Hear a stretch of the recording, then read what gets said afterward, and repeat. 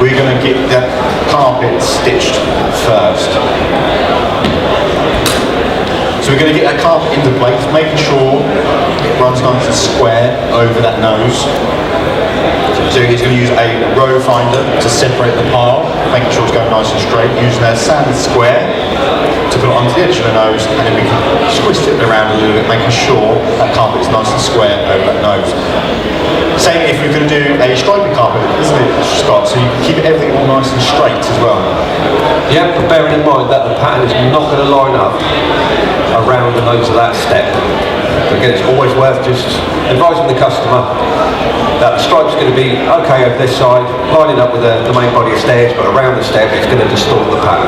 So that's when a cap and band can come into place. So there is different options what that customer would like. So it's up to you guys to have that discussion with that customer. So it's going to put several marks around that step. All these little marks will mean something to Scott.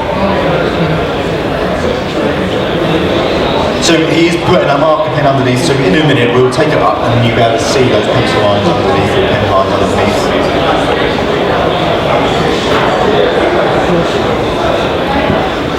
So it's almost like the shape of the step, isn't it? So we're now going to take away some of that carpet away, then stitch the carpet back together again. But we need to figure out where we need to cut this carpet first off. So what I'm going to do is that point marries up to that step, and that point marries up as well. This is one of the, I think, quite popular course what FITA offers is that one-day workshop, so you can just do this all day. So it's about practice getting that stitching pattern correct as well, isn't it? So it's all about the stitching as well, isn't it, Scott? The stitching is what holds the carpet together.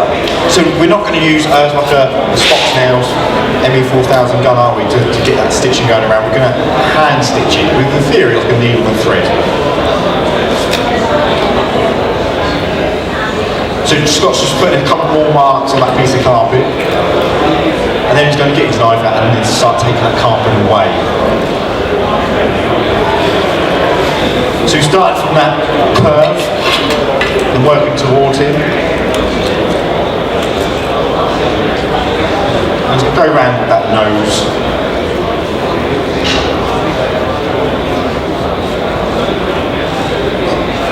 There we go. So now that's a bit of waste. Always keep a little square for one of your next tasks in a minute. Just never throw all that waste away, just keep a little bit for yourself.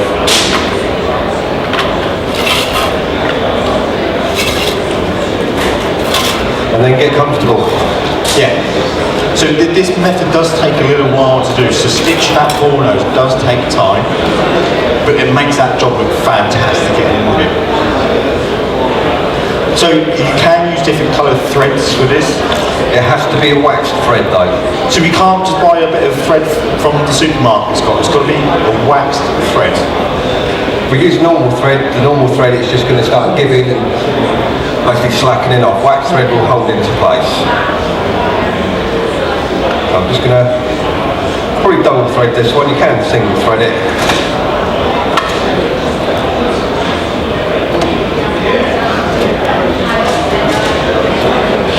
And then starting off at the curve of the step, we'll start just with a small stitch away from the cut, just to strengthen that stitch line.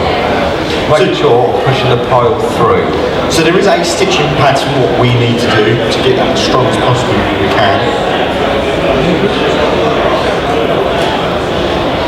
Make sure the stitch is nice and tight. You want to be about 5 to 8 mil apart and deep.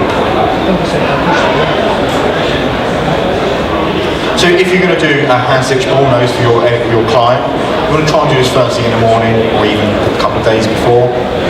Because it does take time to do, doesn't it? Well, I don't do it that way, mate, because I work on my own, and unfortunately I don't have the time. So what I generally tend to do is I'll do the bullnose first, because I haven't marked anything up I haven't prepped anything up fully. I'll do this before I do the staircase. Then I'll fit the main for like the stairs. By the time I've fitted the stairs, come back to the bullnose. The bullnose is pretty much ready to be fitted then. Because all we've got to do is wait for the latex to go off. What, like latex, what, smooth and compound latex? We don't have smooth and compound latex. If we have synthetic latex, it'd make the step really dirty, wouldn't it? It would. Yeah. So copy deck, well, old school copy deck, which is the brand name, latex adhesive, which is what the back end is stuck with in the first place. So just running through. Now I've heard a rumour recently. I've heard this one. Yeah. Apparently, Rob, which is just behind me, ain't you, mate? I've heard you're phenomenal on your stitching speed. I've heard that. Has anyone seen Rob's work? So there's some of it's pretty quick. Right, do us a favour, mate. While we're doing it, can you just go out the back and stitch that? Let's see how quick you actually are. Right, guys, it's 12:54. I'm going to start my timer, Rob. Is that alright? Just shout when you're ready and I'll start. Right, yeah, go for it. Right, we're starting. 12:54. So I need to put the underlay on in a second. And just what? He's quick, isn't he? Well, that took a minute. Yeah, well done, Rob. That's definitely a round of applause, that one. Come and work with me. So what we can see, guys, is that stitching pattern's gone through right to the end of that line, and he's also put that liquid latex there as well. Latex would generally take about sort of 20 minutes, half an hour to go off. Get a fan on it, put it on top of the radiator in sunlight. That normally helps. So once I've stitched it up, I can now get the underlay into position. If I just marked it out with the underlay on top, that wouldn't have been a tight fit. Making sure that the underlay is still fitted in accordance with British standards at 90 degrees to the length of the carpet.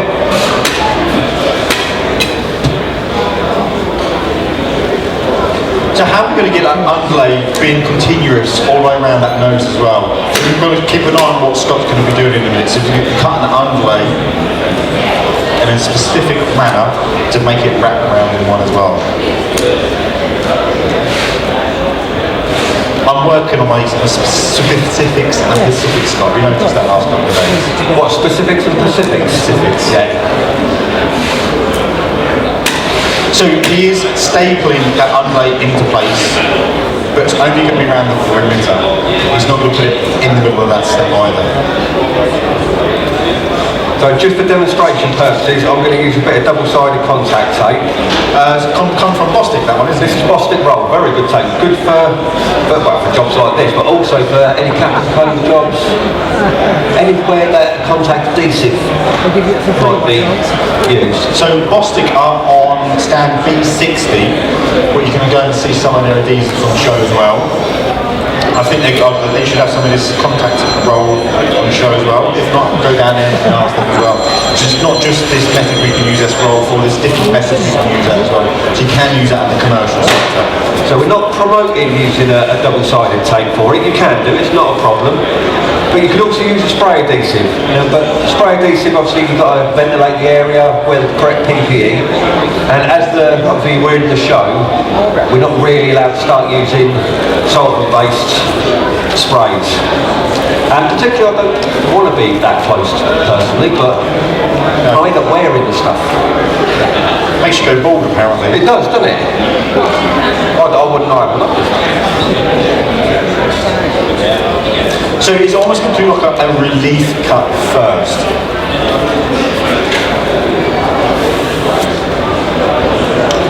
It's going to take a bit of a triangle out.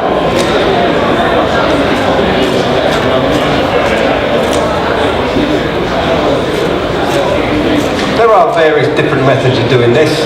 As long as you get the same finish, then it'll be okay. We just want to protect that stitch line. So after this demonstration, Scott, we'll be doing floating floor systems. Yep. We'll be showing a bit of berry lock. And then after that, we'll be showing engineered wood floor. And I think the last knockings of the day, we'll be showing you guys domestic vinyl install. So I've had them ordered on textile floor coverings. Oh, talking of textiles, there's Paddy from Nicholas here at the show as well, isn't he? He's doing Nothing with textiles. Nothing with textiles. Dan Jones, who is the current NICF Carpet Fitter of the Year winner, he's doing a bit of art in some carpet. So I'll go over next door and have a little look at some of his artwork which he's producing. It's absolutely fantastic. Next to the Dan, there is Paddy and Nicholas is doing some art in some LVT products. So whilst we're waiting around for Scott, to your left there is Matthew Yerrell, who is the Vice President of the NICF.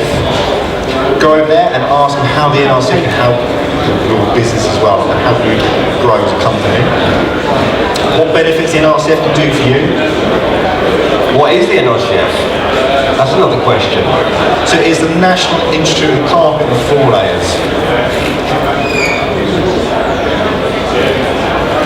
So FITA was actually founded, or co-founded, between the Contract Flooring Association and the National Institute of Carpet and Floor Layers. So both industries, they put their heads together and said, how can we help the trade grow? An outcome, FITA, Flooring Industry Training Association. That was established in the year 2000, Scott, is that correct? It's around about, well, we've been trading a lot longer than that. It's just the FITA as a company was established then. So we've got more than 21 years of experience. Or throughout the bank of instructors, we've got more than 21 years of experience in floor training and installation. So if you do want to do this one-day workshop which we do offer, there is a little bit of leaflets around for you guys to let you know prices and dates. Like I did mention earlier on, you do get 15% discount, or if you are at NICF or a CFA member, that discount increases to 25%. Has anyone got a business card with them today? If you go over and see Matthew or Sean Wandsworth, who's over to your left as well, give him your business card and he'll enter you into a competition for free. You could win a Makita DAB radio, battery and charger just by putting your business card in that little box. So Breeze will put the black tape on there just to make sure that that underlay is going to keep its form. Once that's on, I can now get this onto the step. But what I want to do first is I want to form a crease down the front of the step, just to keep that square shape. But if you look at the underlay state, it's nice and consistent around that curve, isn't it? We can also show you how to achieve that curve on that one-day workshop course. You'll also do that on the intermediate carpet course that they offer, is that correct? Just yep.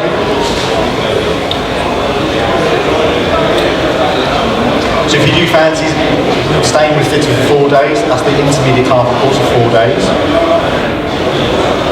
Or, like I have mentioned, if you are stuck in time, you can do a one-day workshop.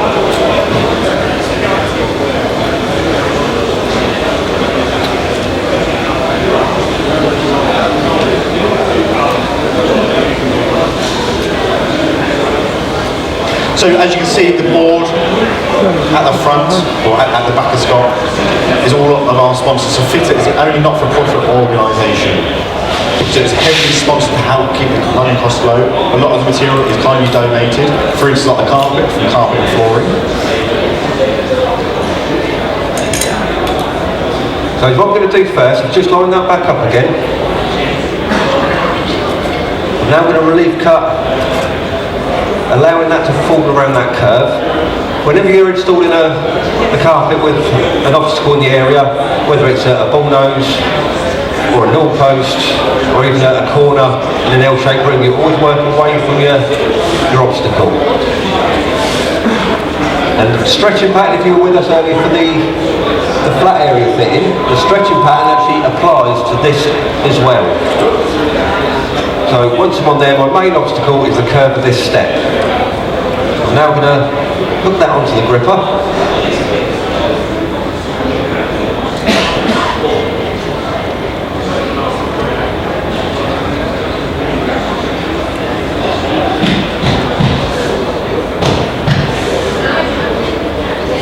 That'll be my first corner. That's hooked on, so I'm going to actually take the brad now, put it in there, just as an extra bit of hold. I haven't relief cut anything just yet. Allow this to fall over that nose. And again, another relief cut in that bottom corner.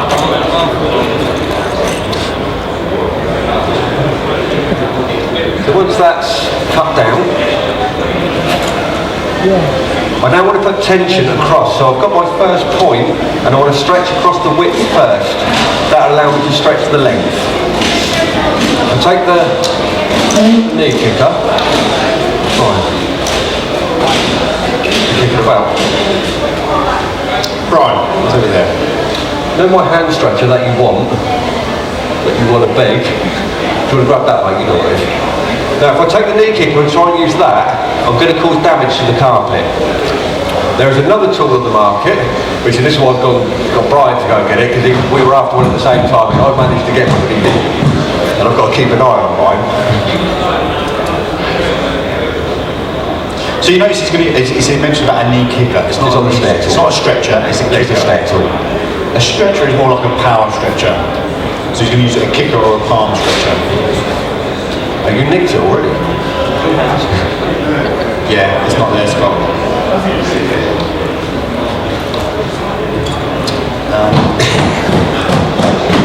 So this is a hand stretcher. So I could actually use this to just lever that across. They're a good tool, but unfortunately they're not available anymore anyway. We could do the same thing with a bradawl. We can use a bradawl as a micro stretcher. Just by putting it in and then just using that gripper rod to act as a lever to bring it across. The best way to do it is actually just to use the speed cap, starting at that corner again, and use this to work across, making sure that pushes onto that gripper. Just by my body weight work across there is stretching that carpet across. So once that's in position, I can now do my temporary stretch into the corner. The stretching pattern you do learn on all our carpet courses.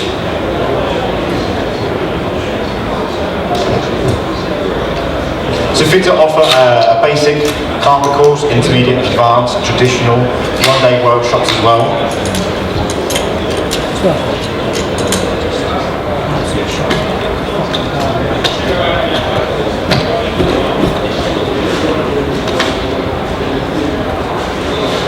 Once you've got that temporary stretch, I can now work along the length of the carpet.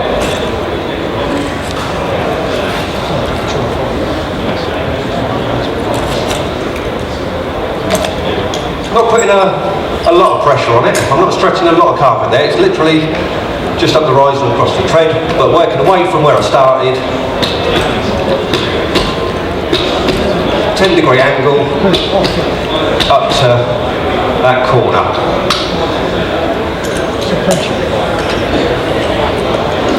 That's given me nice tension around that step, and it's length before width. Sounds like cricket, doesn't it? LBW, doesn't it? LBW.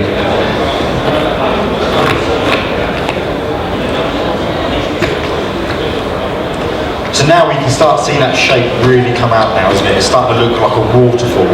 So how most people in the UK fit the carpet, instead it's like a waterfall effect. So now that way, that effect can even be over that bottom step as well. And then once I've got it all hooked on, I just double check to make sure I'm happy with it. And then I'll start at the obstacle again. There's nothing worse than going all the way around the step and then miscutting on this part. So if I did mess this one up, I could literally just rip it off, start again. But hopefully I'm not going to mess this one up. Just guaranteed a few people get their phone down and start taking photographs. That's it, yeah. It's not like anyone's watching or anything, is it?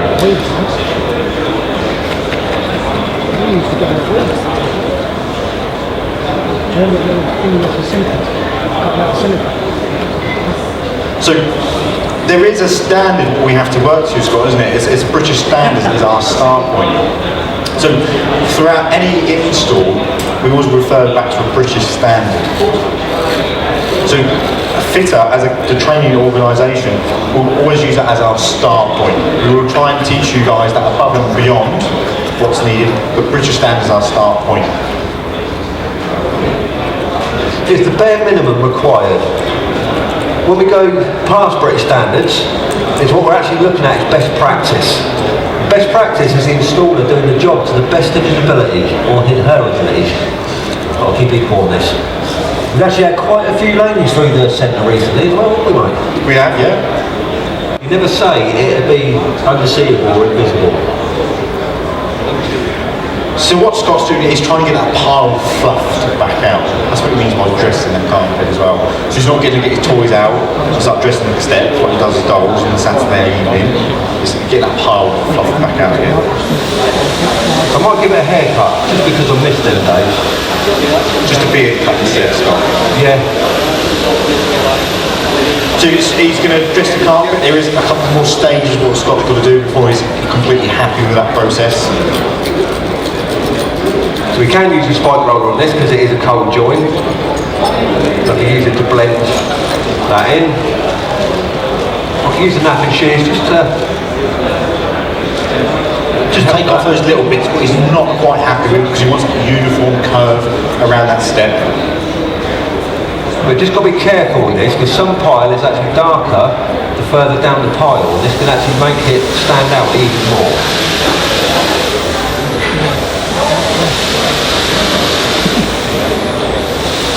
So Scott is a National Institute of Carpet Floor Layers master fitter as well. So there is different levels of membership, isn't it, guys, that you can go through. So you can enter as a trainee, you can go on as a fitter, accredited fitter, master fitter. There's also patron memberships as well, isn't there, guys? Retailer membership? Retailer memberships as well. So there's different types of memberships you guys can do to help the business grow. What do the NICF offer? Well, if you want to know any information about the NICF and what it offers and how it makes business grow, go and talk to James. He will help you answer any questions you've got. There's also Matthew Gerald over to the left as well. And also flitting around there's Brian King. Brian King is the current NICF president as well. And what he'll do is say, don't talk to James anyway, but yeah, he's here as well to say hello. He's got an understudy, I think. Who? Brian.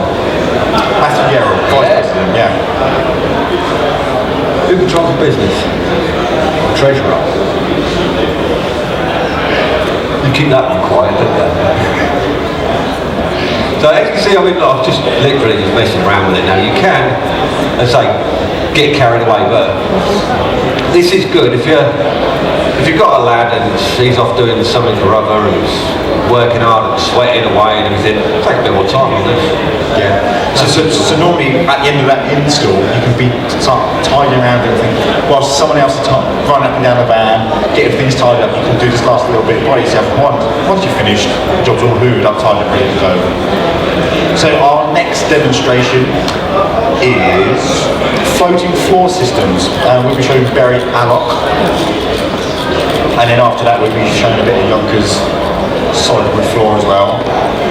And then after that we've got domestic vinyl as the start, I think. There is, and just to recap on that, floating floor systems, we're not here to promote any one specific manufacturer. We're here to promote our sponsors' products, which we can see on the back wall, and also best practice on how to install these floors. So the floating floor system we're working with, or you're going to be fitting, is a laminated